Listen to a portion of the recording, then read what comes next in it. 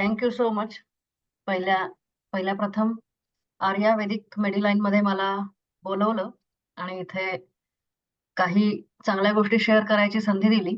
त्याबद्दल मी आर्या वैदिक मेडिलाईन आणि डॉक्टर मोहित आहे तुमचं स्वतःचं मी खूप आभारी आहे.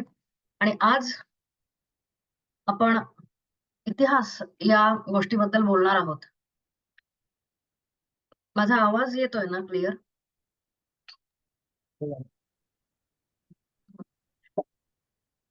तर खरं म्हणजे आपण कोणतंही शास्त्र किंवा कोणतंही अ, अभ्यास शिकतो त्याला काहीतरी इतिहास असतो. तर तो इतिहास फारच इंटरेस्टिंग असतो आणि तो तो जर आपण शिकलो तर आपल्याला पुढचं सगळं समजायला काही फार अवघड पडत नाही किंवा मजा येते ते शिकायला. म्हणून खरं म्हणजे आपल्याला इतिहास शिकायचा असतो. तर अन्नाचा इतिहास आणि आहारशास्त्राचा इतिहास ह्या 2 लेक्चर्स मधून मी आपल्याला या विषयाच्या इतिहासाची ओळख करून द्यायचा प्रयत्न करते. की मी असं म्हणत नाही की मी एवढं सांगितल्यानंतर हे सगळं संपलं असं नाहीये. उलट इथून हे सुरू होईल असं मी म्हणेन. आणि मोहिते डॉक्टरांनी माझी फारच जास्त ओळख करून दिली. तर तुम्ही म्हणाल की हे jack of all and master of none असं असेल. कदाचित तसंही असेल. पण स्टिल मी एक विद्यार्थिनी आहे आणि अन्न, आहार आणि खाद्य संस्कृती आणि सायकॉलॉजी हे माझे आवडीचे विषय आहेत आणि या विषयावरती माझा अभ्यास चालू असतो. तर आपण अन्नाच्या इतिहासाकडे वळूयात. तर अन्नाचा इतिहास हा तुम्हाला माहिती आहे का कुठून सुरू होतो? आपण थोडंसं अ, हे कन्व्हर्सेशन ठेवूयात, संवाद ठेवूयात. म्हणजे मलाही कळेल की तुम्हाला काय अ, अपेक्षित आहे किंवा काय माहिती आणि कुठून पुढे जायचंय. तर प्लीज तुम्ही अ, हात वरती करा किंवा उत्तरं द्या आणि आपण हे संवादाचं सेशन थोडंसं ठेवूया. म्हणजे मला पण छान वाटेल आपल्याशी बोलायला. तर आपल्याला म्हणजे मी प्रश्न विचारला, की आपल्याला कल्पना आहे का, की अन्नाचा इतिहास किंवा आहाराचा इतिहास हा किती मागे जातो? याची काही कल्पना आहे कुणाला? कुणाचा अंदाज काही आहे सांगू शकता? प्लीज हँड रेज करा.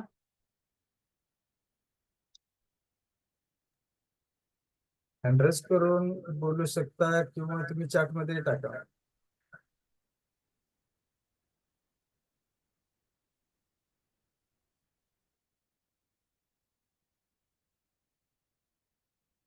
बहुतेक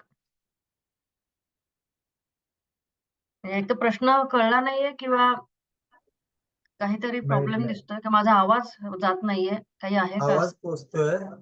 पोचतोय पण माहिती नाही असं दिसतं. ओके. अंदाज? कारण काय आहे, की जे समोर आहेत लोकं तर ते ओपन अप झाल्याशिवाय किंवा बोलल्याशिवाय मला पण कळणार नाही, की मी बोलतेय ते आवडतंय की नाही आवडत आहे का येस फार मी अगदीच बाळबोध बोलतीये का फारच ॲडव्हान्स बोलतीये हे मला पण थोडंसं समजायला पाहिजे. मोर दॅन 10,000 10,000 वैदिक वैदिक काळापासून. काळापासून. वैदिक काळ साधारणपणे 8-10 हजार वर्षापासून सुरू होतो. तो काळ मानला जातो. अ, आणि डॉक्टर अमृत गुंदेजांनी लिहिलंय की 10,000 वर्षापासून. तर ठीक आहे 10,000 वर्ष म्हणजे काय फार मोठी गोष्ट नाहीये. माणसाचा इतिहास आपण जर बघितला तर निओलिथिक काळ किंवा माणूस जेव्हा कपी कुळापासून म्हणजे एप्स पासून माणूस जेव्हा वेगळा झाला, तेव्हा तो काळ होता साधारणपणे 1,00,000 वर्षापूर्वी. आणि माणसाच्या अन्नाचा इतिहास किंवा माणसाच्या आहाराचा इतिहास हा 1,00,000 वर्षांपेक्षाही जास्त मागे जातो. पण आपल्याला इतकं मागे जायचं नाहीये आता. आता आपण फक्त माणूस हा होमो सेपियन्स म्हणून प्रकटला या पृथ्वी तलावरती. या काळापासून आपण बघूयात. तर तो काळ होता 1,00,000 वर्षाचा. माणूस 1,00,000 वर्षापूर्वी होमो सेपियन्स म्हणून उत्क्रांत झाला. तर सुरुवातीला काय होतं, की माणूस हा इतर अनेक प्रजातींसारखाच एक अ, प्राण्याची एक प्रजात होता. आपल्या सगळ्यांना माहिती आहे ही गोष्ट. तेव्हा इतर प्राण्यांशी तुलना केली, की वाघ, सिंह, चित्ते, बिबटे, हत्ती किंवा जे कोणी असेल ते, या सगळ्यांच्या मध्ये माणसाकडे एकतर शक्ती कमी होती. दुसरी गोष्ट म्हणजे माणसाकडे चपळता या प्राण्यांपेक्षा कमी होती आणि तिसरी गोष्ट म्हणजे माणसाकडे अ, इतर प्राण्यांसारखी नख्या किंवा अंकुशीदार दात असं काही नव्हतं. याचाच अर्थ माणूस ह्या इतर सगळ्या जंगलातल्या किंवा रानटी प्राण्यांपेक्षा अ, प्राण्यांच्या दृष्टीने खूप खालच्या दर्जाचा होता. शक्ती आणि चपळता किंवा अंकुशीदारपणा या सगळ्या गोष्टींमधून. मग माणसाला शिकार करणं सुद्धा अवघड होतं. समजा एखादा चित्त्यासारखा प्राणी माणसाच्या मागे लागला, तर साहजिकच चित्ता जिंकणार आणि माणसाला पकडून मारून खाऊन टाकणार. सिंहासारखा प्राणी माणसाच्या जर मागे लागला, तर तो अर्थातच आपल्या नख्यांनी माणसाला फाडून खाऊन टाकणार. हत्तीसारखा हत्तीसारख्या प्राण्याच्या अर्थात हत्ती काय मांस खात नाही ही गोष्ट वेगळी. पण हत्तीसारख्या बलाढ्य प्राण्याच्या तावडीत माणूस सापडला, तर हत्तीच्या एका पायाच्या बळावरती माणूस एका मिनिटात मरू शकतो. मग हे सगळं असताना माणूस त्या काळामध्ये काय खात होता किंवा आपलं अन्न कसं मिळवत होता, ही फार मोठी गोष्ट आहे. खरं म्हणजे मा एक तेव्हाचा काळ तुम्ही विचार करा, 1,00,000 वर्षापूर्वी सगळीकडे जंगल असणार, प्राणी एकमेकांना मारतायत, खातायत असा प्रकार असणार. तर एखाद्या हिंस्त्र प्राण्याने दुसऱ्या एखाद्या प्राण्याची शिकार केल्यानंतर तो प्राणी त्या ती शिकार खाणार. त्याला भूक असेल तेवढी तो खाणार. सिंह किंवा इतर प्राणी आपण विचार करू. वाघ, सिंह, तरस वगैरे इतर प्राण्यांनी तो मारलेला प्राणी खाल्ला, की त्यानंतर उरलेलं मांस वगैरे खाण्यासाठी दुसऱ्या स्तरातले प्राणी यायचे. की ते थोडंफार जे काही राहिलेलं असेल त्या सांगाड्याला, ते अन्न सगळं खाऊन निघून जायचे.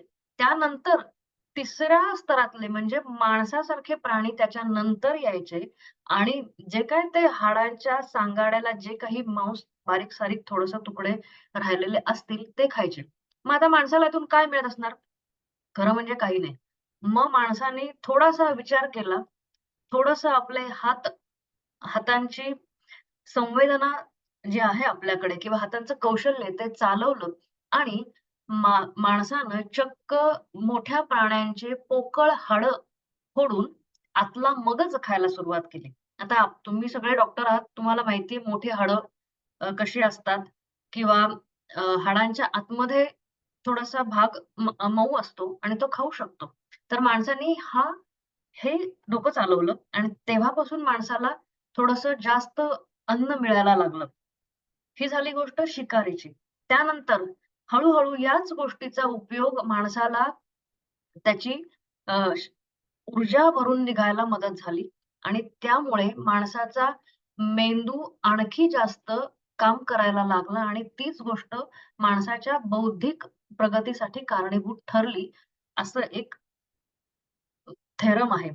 तर त्यानंतर आता माणसाला ऊर्जा मिळायला लागली. त्यानंतर माणसाने त्याच बुद्धीचा आणि ऊर्जेचा वापर करून वेगवेगळी हत्यारं तयार केली. हा काळ थोडासा 1,00,000 वर्षाच्या थोडा पुढचा होता. मग हत्यारं कोणती गोळा केली, की साधे दगडांनी प्राण्यांना मारणं, लांब उभं राहून. म्हणजे आपण प्राण्यांच्या तावडीत सापडणार नाही, पण प्राणी मात्र तो मरेल. त्यानंतर भाला तयार करायचा अणकुचीदार दगडांचा. त्या भाल्यांनी प्राण्याला मारायचं. मग तो आणखी थोडासा लांब जात असेल. त्यानंतर माणूस शिकार करण्यासाठी किंवा मासेमारी करण्यासाठी जाळ्या तयार करणं, गोफण तयार करणं, अशा गोष्टी तयार करायला लागला. आता बघा माणसानं प्रत्येक पुढच्या टप्प्यावरती आपल्या बुद्धीचा जास्तीत जास्त वापर करून अन्नाची निर्मिती करणं किंवा अन्नाचा शोध घेणं सुरू ठेवलं. त्यामुळे अन्नाच्या इतिहासाला वेगळं वळण लागत गेलं प्रत्येक वेळेस. हे आपल्याला ठिकठिकाणी निरीक्षण करता येईल या गोष्टीचं. आता हे सगळं झाल्यानंतर माणसाला थोडं जास्तीत जास्त अन्न मिळायला सुरुवात झाली. त्यानंतर माणूस मागची अनेक वर्ष म्हणजे 1,00,000 वर्षापासून ते मागच्या 8 ते 10,000 वर्षांपूर्वीपर्यंत माणूस हा शिकारी होता. म्हणजे काय होता, की माणसाच्या टोळ्या होत्या. टोळीमध्ये अनेक स्त्रिया, अनेक पुरुष, अनेक मुलं असे राहायचे. त्या टोळीमधले माणसं, सशक्त माणसं, तरुण माणसं शिकारीला जायचे. त्यावेळेस वृद्ध माणसं म्हणजे वृद्ध म्हणजे काय तेव्हाचं वय 35च्या पेक्षा कुणीही जास्त काळ जगत नव्हतं. अ, हे आहे, हे एक सिद्धांत आहे. तर मग तरुण माणसं आणि अ, वृद्ध माणसं आणि इतर स्त्रिया किंवा प्रेग्नंट स्त्रिया किंवा अ, मुलांना अंगावर पाजणाऱ्या स्त्रिया ह्या आपल्या राहण्याच्या ठिकाणाच्या जवळ राहायच्या आणि माणसं, पुरुष माणसं शिकारीला जायचे. तर मग तेव्हा प्रत्येक वेळेस प्रत्येक माणसाला दररोज शिकार मिळेलच असं काही नव्हतं. मग एखाद्याला शिकार मिळाली, की ती वाटून खाणं आणि ती वाजत-गाजत आणणं आणि ज्याला शिकार मिळालीये त्याचं त्याचा गौरव करणं, त्याला डोक्यावर घेऊन येणं किंवा त्याचं अभिनंदन करणं त्यांच्या त्यांच्या भाषेमध्ये हे सगळं आलं. याचाच अर्थ शिकारी माणसाला सगळ्या गोष्टी वाटून खायची आणि तुझं माझं न करायची सवय होती.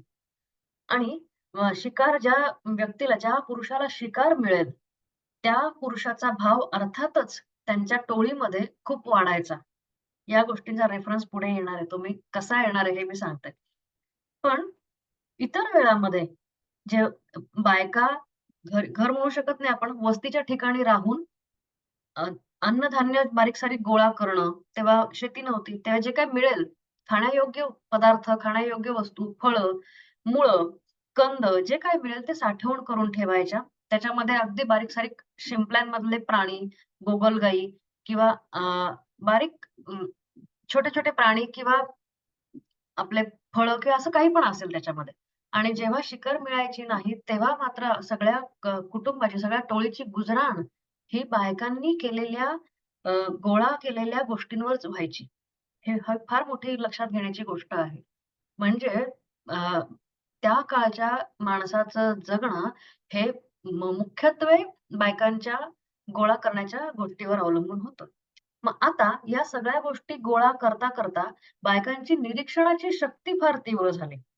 मग त्याच वेळेस बायकांनी निरीक्षण केलं, की एखादी बी जमिनीत पडली, की त्याचं थोड्या दिवसांनी रोप तयार होतं. त्यानंतर त्याचं झाड होतं आणि त्यानंतर त्या झाडाला फळं येतात.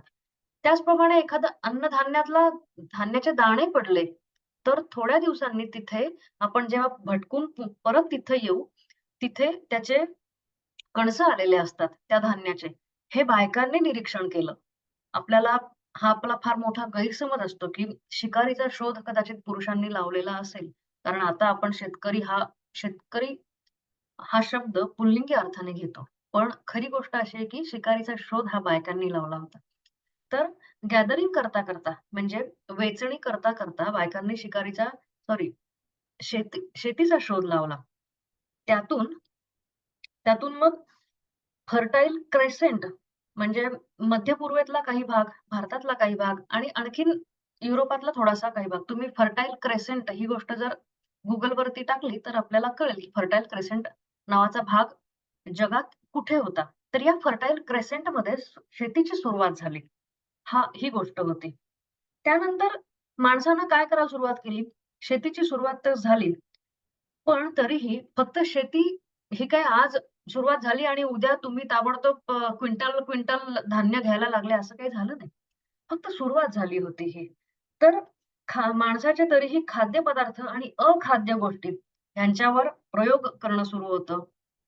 काय खाता येण्यासारखं आहे, काय खाता येण्यासारखं नाही आणि काय खाल्लं तर आपल्याला ऊर्जा मिळते, काय खाल्लं तर आपल्याला ग्लानी येते, काय खाल्लं तर आपल्याला झोप येते. ह्या सगळ्या गोष्टींचे प्रयोग चालू होते आणि इथूनच आहार या गोष्टीचा उदय सुरू झाला होता. म्हणजे काय, की एखादी गोष्ट खाल्ली तर आपण मरतो. ही गोष्ट जेव्हा माणसाला कळली, तेव्हा ती त्याने त्याच्या पुढच्या पिढीला दिली, की "हे खाऊ नकोस." उदाहरणार्थ धोत्र्याचं फूल विषारी असतं. कदाचित आपल्याला माहिती असेल. धोत्रा किंवा असं काही फुलं खाल्ले तर ते अ, खायचं नाही. हे आपल्याला लहानपणी सांगितलेलं असतं. किंवा मग हळू माणसाच्या मनामध्ये किंवा अ, मेंदूमध्ये ह्या गोष्टींची गृहीतकं तयार झाली, की विशिष्ट रंगाचे वास आवडेनासा होणं, विशिष्ट विशिष्ट रंग बघितल्यानंतर तो खाण्याची इच्छा न होणं किंवा विशिष्ट वास आल्यानंतर त्यापासून दूर पळून जाणं, हे सगळं आपल्या जेनेटिक्स मध्ये हळूहळू उतरायला लागलं. म्हणजेच आपल्याला एखादा कोंबडी म्हणल्यानंतर आपण हा चालू शकतं खायला असं म्हणतो. पण एखादा उंदीर किंवा ढेकूण किंवा झुरळ असं काहीतरी म्हटल्यानंतर चायनीज माणसं सोडा, पण आपल्याला इच्छा होते का खायची? अजिबात नाही होणार. किंवा हादग्याचे फुलं आपण खातो. आणखीन 1-2 प्रकारचे फुलं आपण खातो. कोबी हे फुल आहे. पण धोत्रा किंवा कण्हेर अशा प्रकारची फुलं, पानं किंवा अशा गोष्टी आपण खाऊ शकत नाही. आपल्याला त्याचा वास सुद्धा नकोसा होतो. हे आपल्या जेनेटिक्समधून आपल्यापर्यंत आलेलं आहे. याचाच अर्थ तेव्हाच्या माणसांनी विषारी काय, बिनविषारी काय आणि काय खाल्लं तर चालू शकतं, काय खाल्लं तर चव मिळते, काय खाल्लं तर ऊर्जा मिळते, या गोष्टींचा शोध लावायला सुरुवात केली होती आणि तो श ते ते शोध आपल्या हेरिडिटीमध्ये आपोआप आलेले होते आणि हे आपण आज ऑलरेडी हे घेऊन आलेलो आहोत. म्हणून आपण ह्याचा फार जागरूकपणे विचार करत नाही. तर पुढची गोष्ट होती, की शेती सुरू झाल्यानंतर अ, पाटबंधारे आले. पाटबंधारे म्हणजेच इरिगेशन. पाणी अडवा, पाणी जिरवा, पाणी वापरा किंवा आत्ता मिळालेलं पाणी पुढच्या 4-5 महिन्यानंतर कसं आपल्याला टिकेल आणि कसं वापरता येईल ह्याचं मॅनेजमेंट म्हणजे पाटबंधारे. आणि तुम्हाला सांगितलं तर आश्चर्य वाटेल, की पाटबंधारे किंवा इरिगेशन हे जगातलं पहिलं मॅनेजमेंट स्कूल होतं. आपल्याला वाटेल आपण आज मॅनेजमेंट स्कूलमध्ये जातो किंवा आपल्या मुलांना मॅनेजमेंट स्कूलमध्ये घालतो. तर हे आजचं नाहीये. हे जेव्हा शेती सुरू झाली तिथपासून पाटबंधारे आणि ह्या सगळ्या गोष्टी सुरू झाल्या. तर पिकंही उत्क्रांत झाली शेतीसोबत. हा पुढचा मुद्दा आहे, की पिकं कशी उत्क्रांत झाली? तर सुरुवातीला आपण एक 7-8 हजार वर्षापूर्वीचा गहू किंवा मका बघितला, तर त्यांची झाडं किंवा त्यांची दाणे हे फार वेगळे होते. त्या दाण्यांमध्ये कमी प्रमाणात कार्बोहायड्रेट्स होते. त्या दाण्यांचे फार गोडवा नव्हता. इव्हन फळं किंवा इतर गोष्टी जरी बघितल्या, तेव्हा एक काही हजार वर्षापूर्वीच्या फळांमध्ये आणि आत्ताच्या फळांमध्ये खूप फरक जाणवतो. आता एकच इंटरेस्टिंग उदाहरण सांगते आणि आपण पुढे जाऊ कारण आपल्याकडे वेळ तसा कमी आहे, की गाजराचा रंग हा मूळ गाजराचा रंग आपण आज जो गुलाबी किंवा केशरी बघतो, तर तो नसून गाजराचा मूळ रंग हा जांभळा होता. हे आपल्याला सांगितलं तर आश्चर्य वाटेल, पण खरी गोष्ट ही होती. पण जांभळा रंग असं बघून असं फार काय खाल्ल्यासारखं म्हणजे खाण्याची इच्छा होत नाही. त्यामुळे माणसानं त्याचं हायब्रिडायझेशन करून किंवा चांगला रंग आला तर तो घ्यायचा, इतर रंग असतील तर ते टाकून द्यायचे. या सिलेक्टिव्ह हायब्रिडायझेशन मधून माणसाला हवा असलेला गुलाबी, लाल, केशरी ह्या रंगाची पिकं किंवा फळं जे काही असतील ते काढायला सुरुवात केली. त्यातून आता आज आपण बघतो ते गाजर किंवा संत्री, मोसंबी, कलिंगड हे सगळ्या गोष्टी आपल्याला चांगल्या रंगाच्या, जास्त साखर असलेल्या, जास्त कार्बोहायड्रेट्स असलेल्या आणि जास्त ऊर्जा देणाऱ्या अशा मिळायला लागलेल्या आहेत. तर ही गोष्ट त्यातून येते. याचाच अर्थ पिकं सुद्धा उत्क्रांत होतात. त्याच्यानंतर धान्य सुद्धा उत्क्रांत झाली. धान्य उत्क्रांत होताना त्यांच्यामध्ये कार्बोहायड्रेट्सचं प्रमाण वाढलं. त्या त्या ते धान्य पूर्ण तयार होऊन काढणीला येण्यापर्यंतचा वेळ जेवढा जास्त होता, तेवढा माणसाने ते धान्य आपलंसं केलं. आता उदाहरणार्थ, एखाद्या शेतामध्ये धान्य पिकलं, वाढ पूर्ण झाली आणि काढणीला यायचं असेल, तर मध्ये जर तुम्हाला एकच दिवस दिला, धान्य पिकलेलं आहे आणि आज तुम्ही गावाला गेलेला आहात, तर पुन्हा गावाहून येऊन उद्या काढणी करू म्हटलं, तर सगळं धान्य खाली गळून गेलेलं असेल. तर असं पीक कुणाला उपयोगी पडेल? कुणालाच उपयोगी पडणार नाही. तर हे पीक नाकारून जेव्हा माणसानं 4 दिवस ते कणीस धान्य धरून ठेवेल असं कणसाची सिलेक्शन केलं, तेव्हा मात्र ते ते पीक पुढे कंटिन्यू झालं. त्या पिकाचं बियाणं माणसानं सांभाळून ठेवलं आणि ते बियाणं वापरायला सुरुवात केली. मग तेव्हापासून ते आणखी एक आठवडाभर, 15 दिवस असं धान्य करत धान्यांना सुद्धा उत्क्रांत केलं. ते आर्टिफिशियल उत्क्रांती होती ही धान्याची किंवा इतर सगळ्या गोष्टींची. तर आता शेतीमुळे काय झालं, की शेतीमुळे भटका माणूस पशुपालन हंटिंग करणारा म्हणजे शिकार करणारा भटका माणूस एका जागेवर राहणं माणसाला क्रमप्राप्त होतं. कारण शेतीची राखण करावी लागते. शेती काढणीला आली, की ते पिकं काढून गोदामामध्ये किंवा आपल्या जवळपासच्या राहण्याच्या ठिकाणी जमा करून ठेवावं लागतं. मग अशा रीतीने एका जागेवर स्थिर झालेला माणूस शिकार करायला किती लांब जाणार? कारण शिकार ही जंगलात मिळणार आणि एकतर एका वस्तीच्या जवळ जंगल असेल, नाहीतर शेती असेल. एकच काहीतरी असेल. कारण माणसाने जेव्हा शेती करायला सुरुवात केली, तेव्हा अर्थातच त्याला जमीन लागत होती आणि ही जमीन मिळवणार कुठून? तर आपल्या आजूबाजूचं सगळं जंगल नष्ट करून माणसानं शेती करायला सुरुवात केली. म्हणून माणसाकडे दोन्हीपैकी एक पर्याय होता.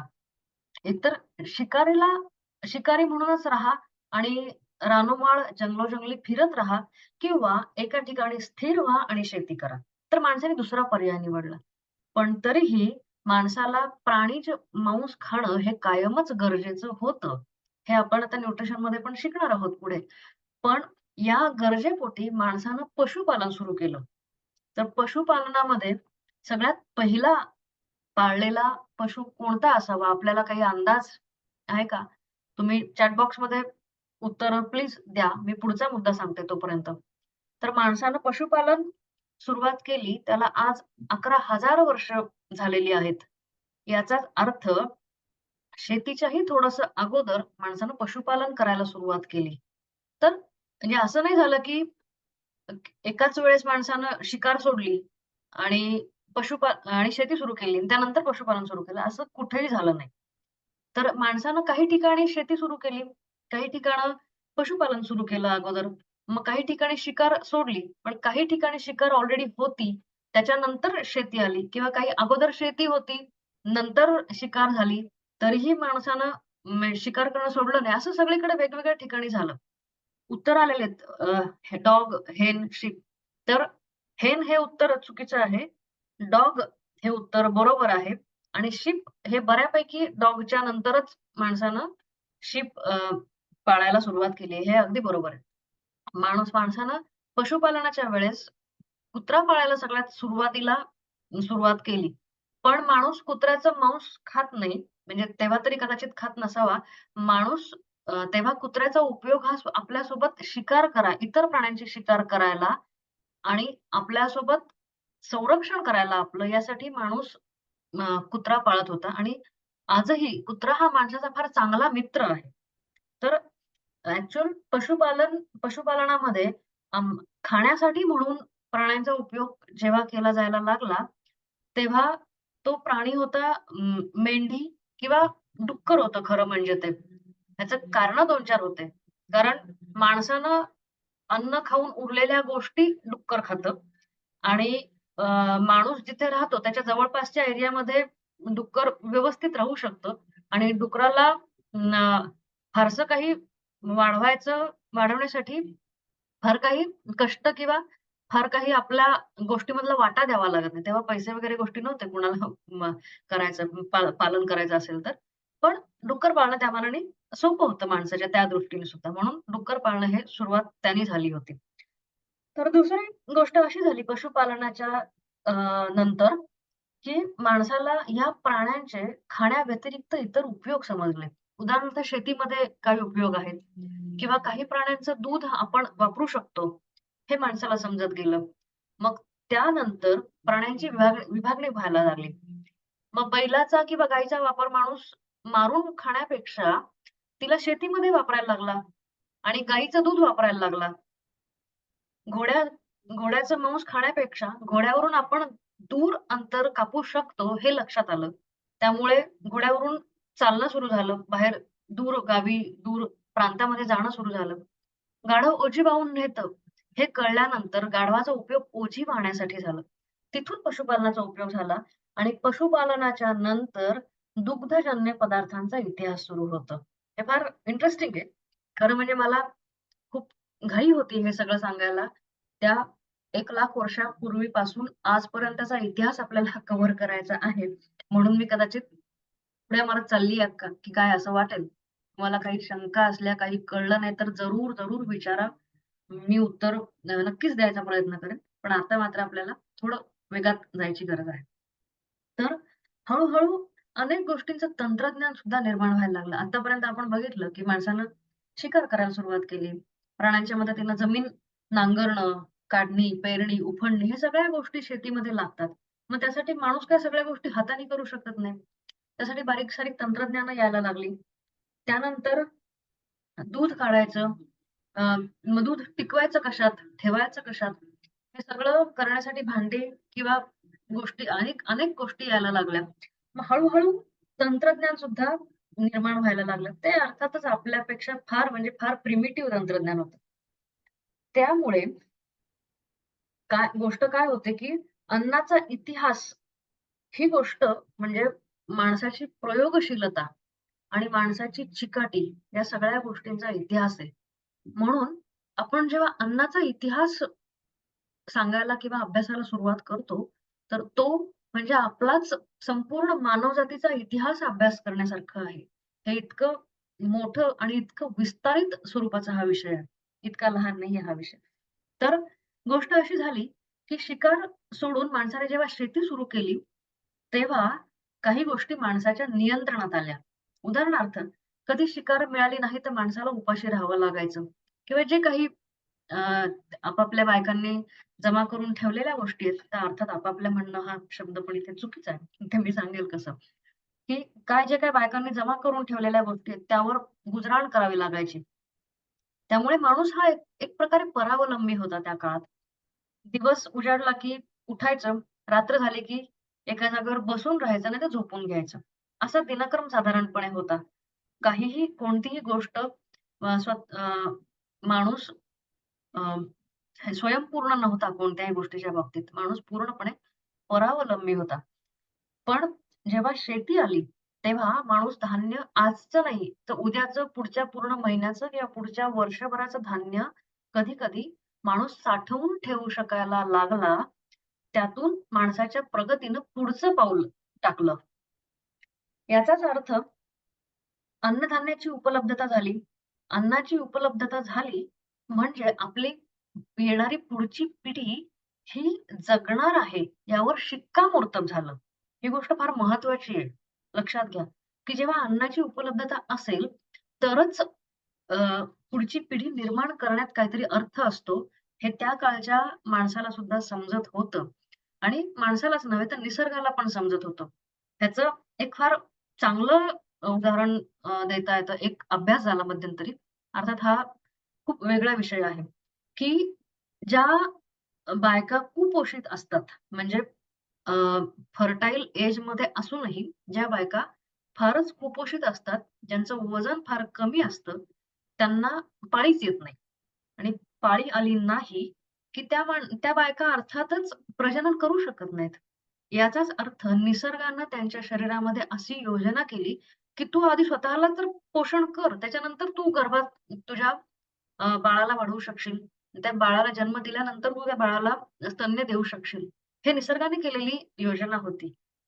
ह्या गोष्टी आता बऱ्याच अनेक प्रयोग केल्यानंतर माणसाच्या लक्षात आलेल्या आहेत. पण आता हा विषय पूर्णपणे वेगळा होतो.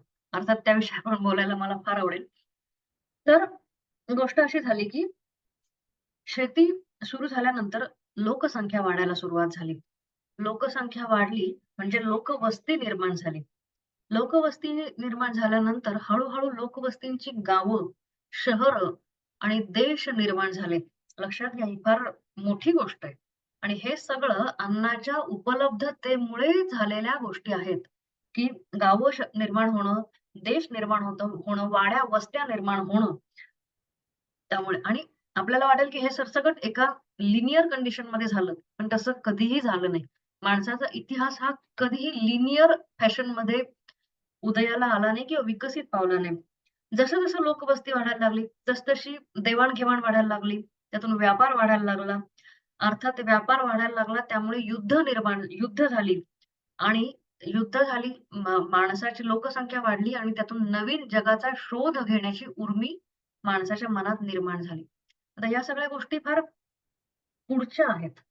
पण शेती झाली, माणसानं शेती करायला सुरुवात केली. पुन्हा-पुन्हा मी शेतीवर येणार आहे, कारण शेती हा आपल्या माणसाच्या इतिहासाचा मध्यबिंदू आहे. त्यामुळे शेतीपासून अनेक गोष्टीचे फाटे कसे फुटले ते परत-परत सांगून मला पुन्हा आपल्या मूळ मुद्द्यावर यावं लागणार आहे. तर काही अभ्यासकांच्या मते असं आहे की शेती ही माणसानं केलेली सगळ्यात मोठी चूक आहे, असं काही अभ्यासक मानतात. आपल्याला आश्चर्य वाटेल. त्याचं कारण आपल्याला काही गेस करता येईल?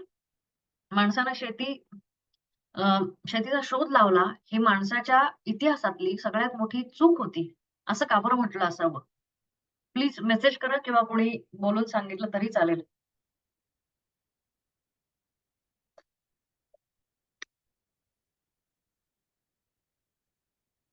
गोष्ट अशी आहे, वृक्षतोड हे तर ठीकच आहे. म्हणजे आज त्याचं आपल्याला आज परिणाम दिसतात. वृक्षतोड झाली, जंगलतोड झाली. त्यामुळे ग्लोबल वॉर्मिंग झालं, व्हायला सुरुवात झाली. हे तर आपल्याला आत्ता म्हणजे मागच्या 30-40 वर्षात लक्षात आलेलं आहे. पण गोष्ट अशी आहे, की शेती he became lazy. Lazy lazy नाही म्हणता येणार कारण शेतीला पण काहीतरी करावं लागतं आणि त्याचे क्रिएटिव्ह फायदे खूप आहेत. ते सांगते मी. शेती निर्माण झाल्यानंतर माणसाला थोडासा जास्त वेळ मिळायला लागला आणि त्याच दरम्यान म्हणजे शेतीच्याही अगोदर माणसाला अग्नीचा शोध लागलेला होता. अग्नी ही गोष्ट माहिती होती.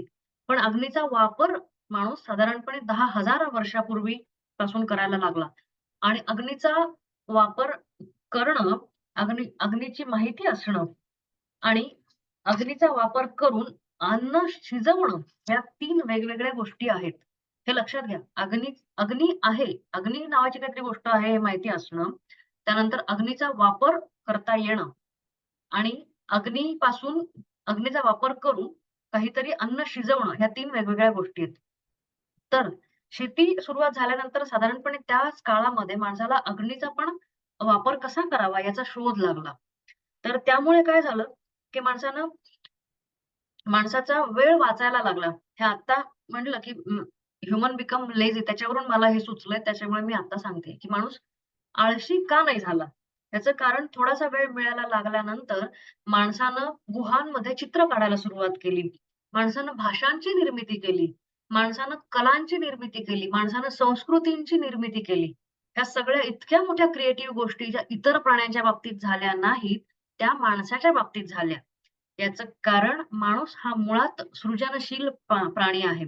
म्हणून इतर प्राण्यांचं पोट भरल्यानंतर ते प्राणी रवंथ करत बसतात किंवा झोपतात. तसं माणूस झोपत नाही किंवा माणूस रवंथ करत बसत नाही आपलं पोट भरल्यानंतर आणि झोप झाल्यावर. माणूस काहीतरी करायच्या मागे लागतो. त्यामुळेच माणसाची संस्कृती निर्माण झालेली आहे. तर हे कारण होतं, की माणूस आळशी नाही झाला. तर शेती अ, ही चूक झाली याचं कारण काय आहे, की जेव्हा माणूस शिकारी होता, तेव्हा सगळ्या गोष्टी वाटून घेतल्या जायच्या. शिकारीमध्ये मिळालेला मांस किंवा प्राणी सगळ्यांना मिळून वाटून दिला जायचा. कारण आज तुम्ही जर इतरांना वाटलं नाही, तर उद्या दुसऱ्यांकडून तुम्हाला काही मिळायची शक्यता राहत नाही. दुसरी गोष्ट, की आज तुम्हाला एखादा प्राणी मिळाला, तुम्ही तो ठेवला तुमच्याकडेच आणि तो कुणाला दिला नाही, तर उद्या तो तुम्ही पण खाऊ शकत नाही. कारण तो खराब होऊन जातो. पण शेतीच्या बाबतीत तसं काही होत नाही. आज तुम्हाला एक पोतभर धान्य मिळालं. तुम्ही त्यातलं वाटीभर घेतलं आणि उरलेलं सगळं ठेवून दिलं. वर्षभरानंतर जरी तुम्ही ते उघडलं, तरी तुम्हाला ते मिळणार आहे. त्यामुळे शेतीमध्ये माणूस साठवणूक करायला लागला आणि माणूस एका ठिकाणी राहायला लागला. मग आता गोष्ट अशी झाली, की शेती आली, त्यानंतर माणूस एका ठिकाणी स्थिर झाला. माणूस एका ठिकाणी स्थिर झाल्यानंतर त्या माणसानं जमिनीसाठी आपलं आधिपत्य दाखवायला सुरुवात केली, की ह्या जागेवर मी शेती करतो ना, मग ही ही जमीन माझी. मग आता ही जमीन माझी झाली आणि तर मग माझ्यानंतर, माझ्या मृत्यूनंतर ही जमीन कुणाची? तर माझ्यानंतर अर्थातच ही जमीन माझ्या मुलाची. पण शिकारी अवस्थेमध्ये असताना भटक्या आणि टोळी अवस्थेमध्ये असणाऱ्या माणसाला माझा मुलगा कसा ओळखणार? कारण तेव्हा आपण एखाद्या व्यक्तीसोबत म्हणजे एखाद्या पुरुषाने बाईसोबत संबंध ठेवल्यानंतर तिला आपल्यापासून मूल होतं, हे ज्ञानच माणसाला नव्हतं. ही गोष्ट माणसाला अगदी आता लक्षात आली. तर त्यामध्ये नंतर जेव्हा माणसाच्या लक्षात आलं, की आपण अ, स्त्रीच्या पोटामध्ये बीजरोपण केल्याशिवाय स्त्रीला मूल होऊ शकत नाही आणि आपण जेव्हा एखाद्या स्त्रीसोबत संबंध ठेवतो, त्यानंतरच तिला मूल होतं आणि ते मूल आपलं असतं. ते मूल आपले गुणधर्म आणतं. ते मूल आपले गुणधर्म पुढे नेतं. हे जेव्हा माणसाला कळलं, तेव्हा साधारणपणे शेतीमधूनच मग माणसाला हे लक्षात यायला लागलं, की मग माझ्यानंतर माझी शेती ही माझ्या मुलाला जायला पाहिजे. आणि मग माझा मुलगा कसा ओळखणार एवढ्या सगळ्या लोकांमधून किंवा एवढ्या सगळ्या टोळीमधल्या लहान मुलांमधून? तर तो म्हणजे माझ्या बायकोला झालेलं मूल हे माझं मूल. मग माझी बायको दुसऱ्या पुरुषाच्या सोबत संग करायला नको. म्हणून विवाह संस्था निर्माण झाली. लक्षात घ्या, शेतीचा संबंध हा विवाह संस्थेशी अशा प्रकारे आहे. म्हणून विवाह संस्था निर्माण झाली आणि त्यातून कुटुंब संस्था निर्माण झाली. तोपर्यंत त्यापूर्वी टोळी संस्था होती. टोळीमध्ये सगळ्यांचे सगळ्यांशी शारीरिक संबंध होते. कुटुंबामध्ये सगळ्यांचे सगळ्यांशी शारीरिक संबंध नसतात. फक्त नवरा-बायकोचे असतात. ही गोष्ट शेती व्हायला आणि माणसाची सामाजिक बांधणी व्हायला निर्माण झाली. ही शेतीमुळे गोष्ट निर्माण झाली हे लक्षात घ्या. त्यामुळे पजेशन आले, त्यामुळे भांडणं आले, कुटुंब आले, लग्न संस्था आले आणि लग्न संस्था आल्यानंतर तिथेच पॉझेसिव्हनेस आला. तिथूनच सगळं सत्यानाश सुरू झाला असं अनेक जण म्हणतात. तर हा एक शेतीचा तोटा होता. दुसरी गोष्ट म्हणजे शेती जेव्हा सुरुवात झाली शेतीची, तेव्हा माणसाच्या आहारात अचानक कार्बोहायड्रेट्सचं प्रमाण वाढलं. कारण तुम्ही विचार करा, सगळी धान्य हे काय असतात? कार्बोहायड्रेट्स असतात. ज्वारी, बाजरी, तांदूळ, गहू, मका ऑल आर कार्बोहायड्रेट्स. आणि त्यापूर्वी कित्येक हजारो वर्ष माणूस काय खात होता? तर माणूस मांस खात होता. मांस म्हणजे काय आहे? मांस म्हणजे प्रोटीन्स आहे. माणूस जेव्हा मुख्यत्वे प्रोटीन्स खात होता, तेव्हापासून माणूस मुख्यत्वे कार्बोहायड्रेट्सच्या आहारावर शिफ्ट झाला. म्हणजे माणसाचं बऱ्यापैकी आहार बदलला शेतीमधून. त्याच्यामुळे काय झालं, की त्याच्यामध्ये माणसाची मसल गेन कमी झाला, मसल स्ट्रेंथ कमी झाली आणि गोष्ट अशी आहे, आपल्याला आश्चर्य वाटेल, शेतीच्या नंतरच माणसाचे दात किडायला सुरुवात झाली. आपल्याला ह्याचा संबंध लक्षात येणार नाही. पण गोष्ट अशी आहे, की दात किडतात म्हणजे काय होतं, की दातामध्ये गोड पदार्थ किंवा कार्बोहायड्रेट्स अडकले, की तिथे किडायला सुरुवात होतं. आणि कार्बोहायड्रेट्स खाण्याचं प्रमाण हे शेतीमध्येच वाढलं. शेतीनंतर वाढलं. त्यामुळे शेतीची शोध लागल्यानंतर माणसाचे दात किडायला सुरुवात झाली. हा पण एक उत्खननामध्ये सापडलेले पुरावे आहेत या गोष्टींचे. मी मज्जा म्हणून किंवा मला काहीतरी वाटतंय म्हणून काहीही बोलत नाहीये. कृपया लक्षात घ्या. हे किती जरी इलॉजिकल वाटत असलं किंवा किती जरी इंटरेस्टिंग वाटत असलं किंवा किती जरी मी मनाचे खेळ करतीये असं वाटत असलं, तरी या गोष्टी सगळ्या लॉजिकला धरून आणि सगळ्या स्टेटमेंट्स मागे अनेक वैज्ञानिकांचे आणि अभ्यासकांचे अनेक दशकांचे अभ्यास आहेत. हे प्लीज लक्षात घ्या. तर शेतीमुळे असे दुरुपयोग झाले. त्याच्या त्यामुळे मग आता फायदे काय झाले? म्हणजे शेतीमुळे माणसाला वेळ वाढायला लागला, संस्कृती निर्माण झाली, भाषा निर्माण झाली, वेगवेगळे व्यापार उद्यम निर्माण झाले आणि बाकी सगळं निर्माण झालं. आता दुसरी गोष्ट काय झाली शेतीमुळे, की शेतीमुळे धान्य निर्माण झालं. पण धान्य हे कोणत्याही टप्प्यावर माणूस जसंच्या तसं खाऊ शकत नाही. तुम्ही विचार करा, मक्याचं कणीस जरी म्हटलं, तरी कच्चे कणसं किती खाणार? खाऊ शकत नाही.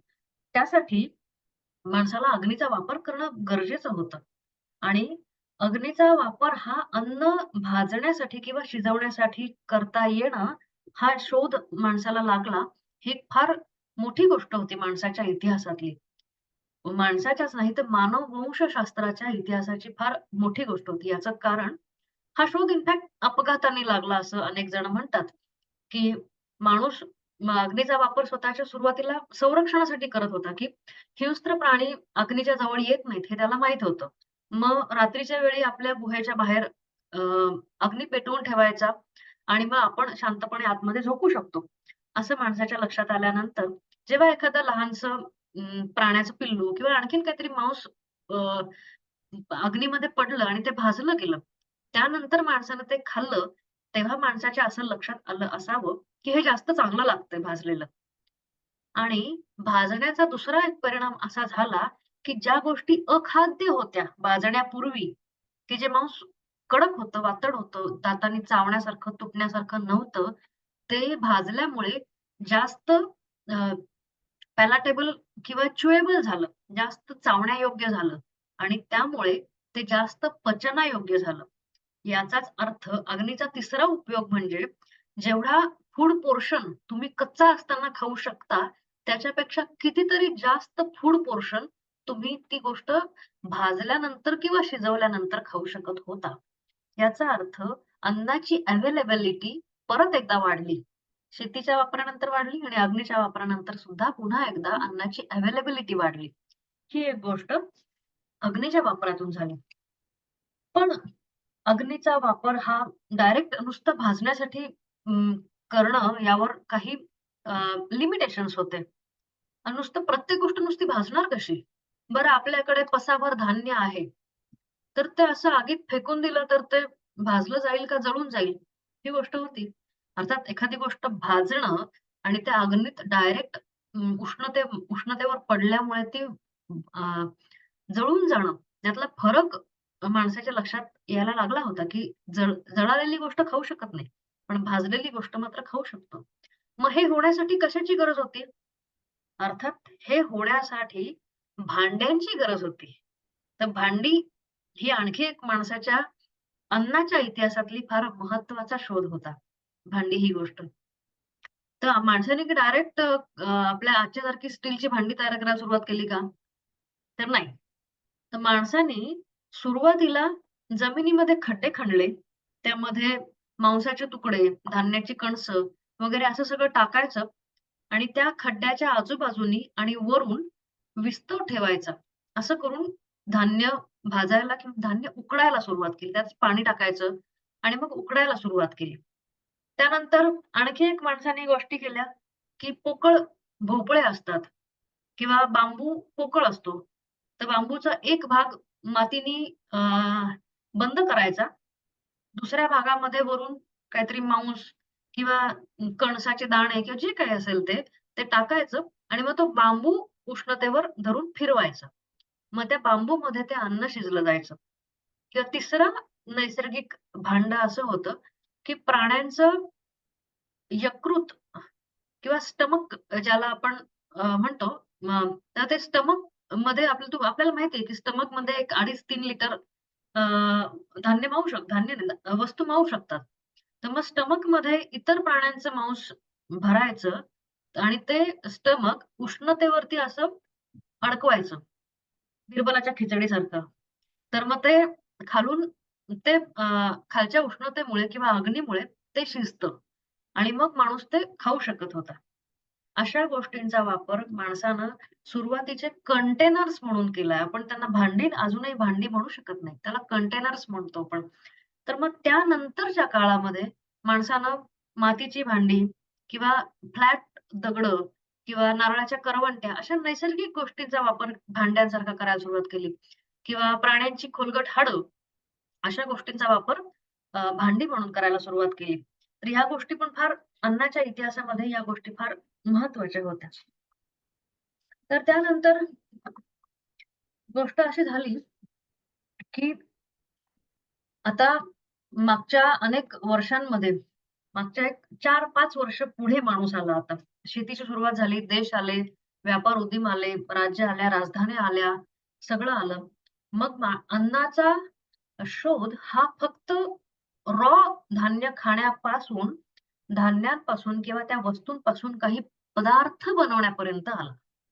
तर पदार्थ ही गोष्ट कशी तयार झाली? ह्याचा इतिहास सुद्धा फार म्हणजे फार इंटरेस्टिंग आहे. तर कच्चं धान्य आपण कसंच खाऊ शकत नाही, हे आत्ताच मी सांगितलं.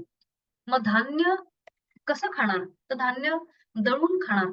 मग धान्य दळण्यासाठीची अ, जाती किंवा पाटा-वरवंटा या गोष्टी माणूस मागच्या 6 ते 7 हजार वर्षापूर्वीपासून वापरात आला आहे, असे आपल्याला पुरातन अवशेष मिळतात. अनेक अवशेष हे इजिप्त आणि मध्य पूर्वेच्या भागामध्ये कॉन्सन्ट्रेट झाल्याचं आपल्याला दिसतं. एक गोष्ट अशी आहे, की मग माणसाने सुरुवातीला धान्य दळलं, तर मग ते धान्य काही डायरेक्ट पीठ तयार केलं असं नाही झालं त्याचं. ते धान्य भिजवलं आणि त्याच्यानंतर ते वाटायला सुरुवात केली त्याने. आणि वाटायचं, भिजवायचं, वाटायचं. त्याच्यानंतर त्याचं साधारणपणे खिरीसारखं काहीतरी व्हायचं आणि मग ते उकडायचं किंवा उकळायचं. मग तसं शिजल्यानंतर त्याला घट्टपणा यायचा. त्याच्यामध्ये त्यांच्याकडे जे काही असेल चव देणारे जे काही पदार्थ, मीठ किंवा मध होता पूर्वीपासून किंवा आणखीन काही गोष्टी, तर ते घालायचे आणि मग ते खायचं. अशी सुरुवात झाली धान्यावर प्रक्रिया. ही पहिली प्रक्रिया होती धान्यावरची. त्यानंतर धान्यावर कोरडी प्रक्रिया कशी झाली? तर पाटा वरवंटा किंवा धान्य दळायचं जातं. आल आलं आणि त्याच्यानंतर ते कोरड्या पिठाच्या भाकरी किंवा ब्रेड तयार करण्यापासून कोरड्या धान्यावर प्रक्रिया करायला सुरुवात झाली. तर हे कोरडं धान्यापासून ब्रेड होणं, ही एक फार मोठी गोष्ट होती. आज आपण जी पोळी भाकरी करतो, हा ब्रेडमधलाच एक प्रकार मानला जातो. तर युरोप किंवा मध्य पूर्व किंवा या देशांमध्ये किंवा आपल्या एशियन देशामध्ये या प्रकार डायरेक्ट धान्यांचे पिठं करायचे, त्याच्यात पाणी घालायचं आणि ते हातावरती थापायचे भाकऱ्यांसारखे आणि ते भाजायचे. अशा प्रकारे साधारणपणे सगळ्याच गोष्टींचे ब्रेड व्हायला सुरुवात झाली. मग ते गहू असो, ज्वारी असो, बाजरी असो, रागी असो, तांदूळ असो किंवा आणखीन कोणतंही धान्य असो. ही गोष्ट झाली. या सगळ्यांना म्हणतात फ्लॅट ब्रेड. पण आपण आज ज्याला ब्रेड म्हणतो, त्या गोष्टीची सुरुवात किंवा त्या गोष्टीचा शोध हा अपघाताने लागला असं म्हणतात. त्या गोष्टीचा शोध ब्रेडचा रेस्ड ब्रेड म्हणजे फुगलेला, की ज्याच्यामध्ये यीस्ट आहे आणि तो आंबवलेला पिठाचा तयार झालेला ब्रेड आहे. त्याला रेस्ड ब्रेड म्हणतात. रेस्ड म्हणजे फुगलेला. रेस्ड ब्रेडचा इतिहास फार मजेशीर आहे. तर अख्ख्या भरपूर सगळ्या थेरीज आहेत. त्या काही मी आता सांगणार नाहीये. 4:30 होत आलेत आपल्याला फक्त पुढचे 15 मिनिटं मी घेते. तर या रेस्ड ब्रेडची सुरुवात अशी झाली, की इजिप्त मध्ये पिरॅमिडच्या बांधकामाचं जेव्हा काम चालू होतं, तेव्हा नॉर्मल नवरा-बायकोचा संवाद, की नवरा कामाहून घरी येतो संध्याकाळी आणि बायकोला विचारतो, "काय करते दिवसभर काय माहिती? नुसती इकडं-तिकडं टाईमपास करते, शेजाऱ्यांशी गप्पा मार, मुलांच्या भांडणामध्ये भाग घे, काही तुला घरात काम करायला नको, स्वयंपाक-पाणी करायला नको, मला एवढी भूक लागलीये, काय खायला देशील का शपथ?" हे जे नॉर्मल डायलॉग आज चालतात, ते तेव्हा पण चाललेले असतात. तिकडे ती कणिक पडलीये केव्हाची भिजवलेली, ती आता त्याला फुगलीये ती त्याच्यात यीस्ट आलं सगळं. काय करणार आता तू? कधी मला खायला देणार? असं म्हणून त्या नवऱ्याने ती कणीक घेतली आणि फेकून दिली. जे नॉर्मल नवरे करतात बऱ्याच वेळा. वस्तूंची फेकाफेक, भांड्यांची फेकाफेक, मग बायकांचं उत्तर त्याला. तर मग असं करून त्या एका नवऱ्याने तो ती कणकेचा गोळा फेकला आणि तो चुकून तिकडच्या भट्टीमध्ये जाऊन पडला. त्यांच्या कुठे स्वयंपाकघर जे काय असेल तिथं पडला. मग बायकोनी पण जरा दुर्लक्ष केलं त्याच्याकडे. इतर स्वयंपाक करण्यात ती मग्न होऊन गेली. 2-3 तासांनी जेव्हा तिने ते बघितलं, तो भट्टीमध्ये पडलेला कणकेचा गोळा चांगला भाजला गेलेला आहे. वरून त्याला छान कुरकुरीत असं अ, चॉकलेटी थर आलेला आहे आणि आतून तो छान जाळीदार फुगलेला आहे आणि तिने त्याची चव घेऊन बघितली, तर ती चव सुद्धा सुंदर लागली. तर त्याच्यापासून ब्रेड तयार झाला अशी एक थिअरी मानली जाते. ही थिअरी एरिक पॅलंट या अभ्यासकानं आपल्या अभ्यासामध्ये नमूद केलेली आहे. ही माझ्या मनाची गोष्ट नाहीये. तर अशा प्रकारे ह्याचा शोध इजिप्तमध्ये ब्रेडचा शोध लागला गेला असावा, असं काही अभ्यासकांचं म्हणणं आहे. थोडक्यात सांगायचा मुद्दा हा. तर असा रेस्ड ब्रेड जेव्हा सुरुवात झाली रेस्ड ब्रेडची, मग सगळीकडे हा ब्रेड पसरत गेला. कारण तो तेवढा चविष्ट होता, तेवढा तो लोकप्रिय पण झाला. त्याच प्रकारे जे बॅक्टेरिया जे यीस्ट ब्रेड बनवायला कारणीभूत ठरतात, तेच बॅक्टेरिया, तेच यीस्ट बियर सुद्धा बनवायला कारणीभूत ठरतात आणि तेच धान्य सुद्धा बियर बनवण्यात कारणीभूत ठरतं. मग साधारणपणे त्याच काळामध्ये बियरचा पण शोध लागला 6,000 वर्षापूर्वी, असं म्हटलं जातं. आणि जेव्हा पिरॅमिड्सच्या बांधकामामध्ये म्हणजे त्यांचे अकाउंट्स सापडलेले आहेत, की लोकांचे पगार कोणत्या युनिट्समध्ये केले जायचे. तर लोकांचे पगार हे त्यांना दिल्या जाणारे ब्रेडचे लोफ आणि त्यांना दिला जाणारा बिअरचे कॅन्स याच्यामधून दिले जायचे. म्हणजे वरच्या कामगाराला 9 बिअरचे कॅन आणि 4 ब्रेडचे लोफ, खालच्या कामगाराला 2 ब्रेडचे लोफ आणि 1 बिअरचा कॅन असं दिलं जायचं पगार म्हणून. त्यांना पैसे किंवा चलनी नाणं ह्या काळामध्ये नव्हतं. त्या काळामध्ये ब्रेड आणि बिअर हे अ, पैसे म्हणून वापरलं जात असं.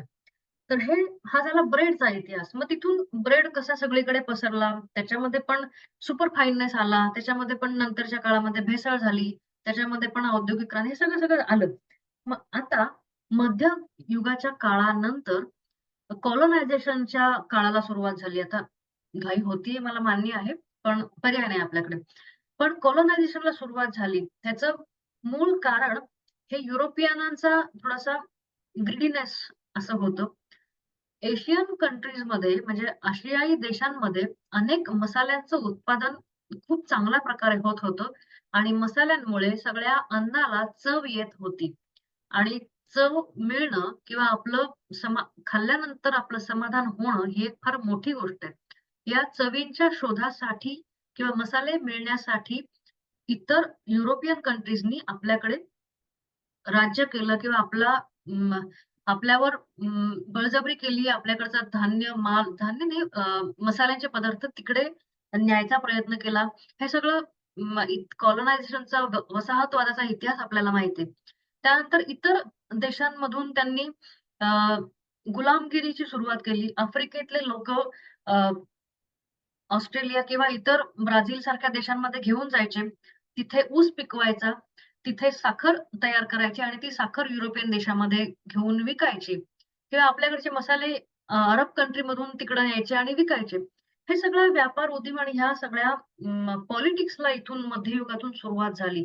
त्यामध्ये भारतीय पदार्थांना किंवा भारतीय आणि चीनी किंवा आशियाई देशामधल्या पदार्थांना मूल्य जास्त होतं. याचं कारण 1 ग्रॅम मसाले हे तुमच्या 10 किलो कणकेला खूप चांगली चव देऊ शकतात. हे लक्षात आलं.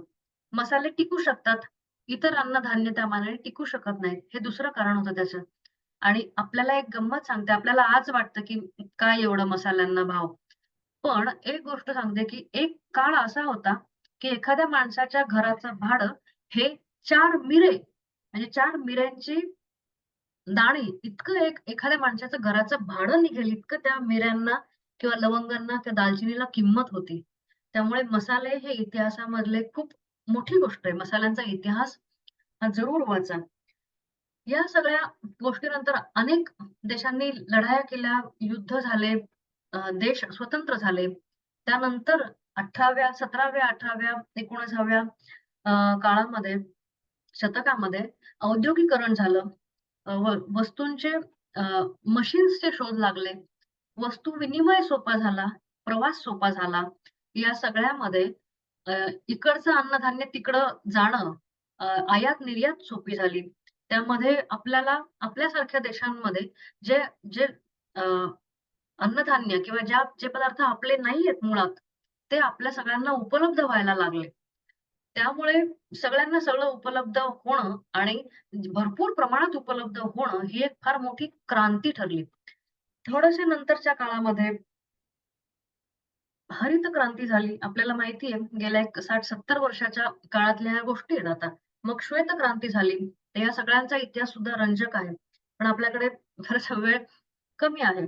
पण या सगळ्यामध्ये झालं काय, की आपल्याला उपलब्धता ही फार मोठी आता खूप सोपं वाटतं.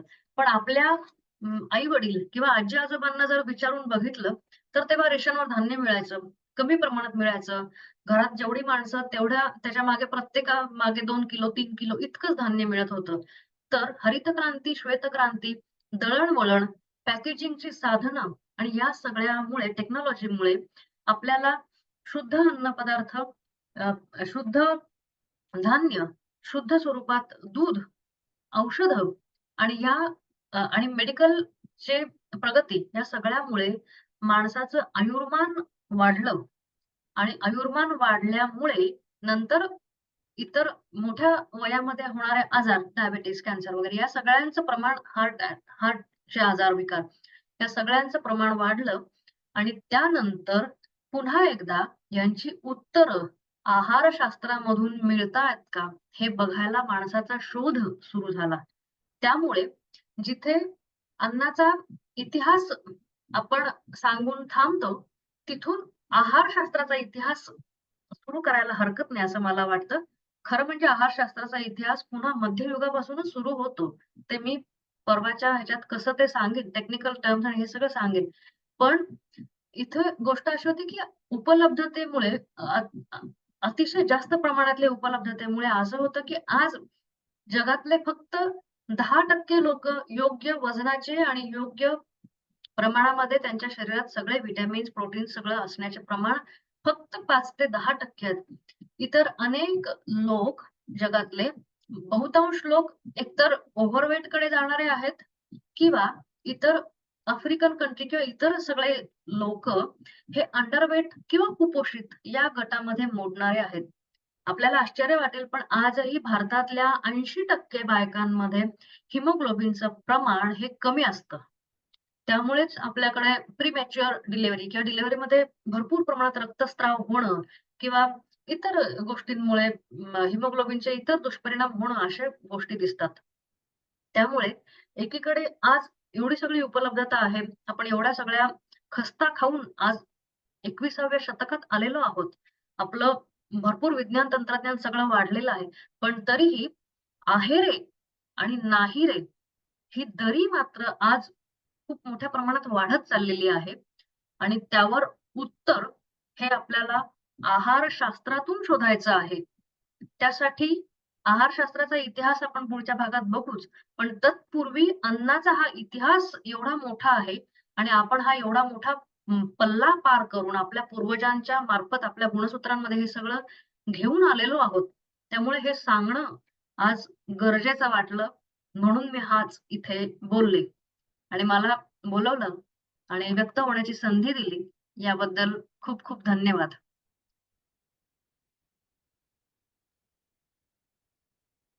ते धन्यवाद मॅडम. अतिशय छानपणे इतिहास विस्तृतपणे तुम्ही खरं तर मांडला.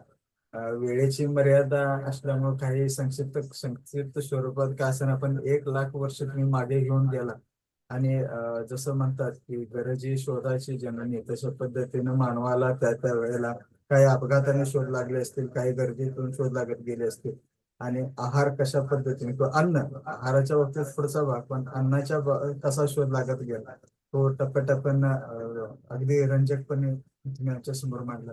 अतिशय छान पद्धतीने इथंच मांडला त्याबद्दल धन्यवाद. मला वाटतं पार्टिसिपंट मध्ये तुम्हाला काय आणखी इंटरेस्टिंग क्वेश्चन विचारायचं असेल तर विचारू शकता. मंदेशा मॅडम थँक्यू, खूप सुंदर म्हणतात. बाकी पार्टिसिपेंट्स ओके. कुणाला काही विचारायचं असेल किंवा काही सांगायचं असेल तर नक्कीच सांगू शकता. काही काही मुक्ता गोष्टी अशा ह्या मॅडमने हात वरती केलाय. बोला मॅडम, अनम्यूट करा आणि बोला.